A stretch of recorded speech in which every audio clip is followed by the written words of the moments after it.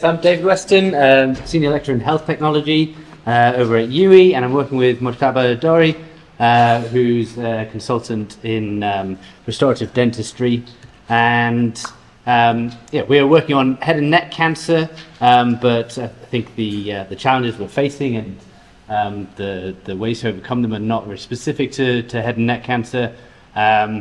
So we have, yeah, like many other forms of cancer, we know that very often the NHS targets to get towards the start of treatment are not being hit. For this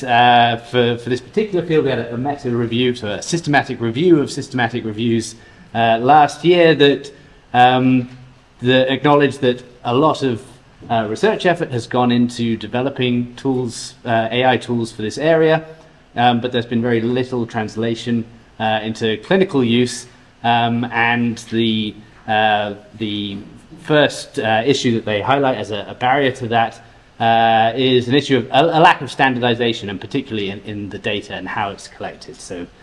you can train AI on a data set from one particular hospital and maybe show good results, but that doesn't give you any confidence that that's going to work well at a different hospital where they collect those images from a different machine, or have different practices around what metadata they collect with the imaging. Yeah,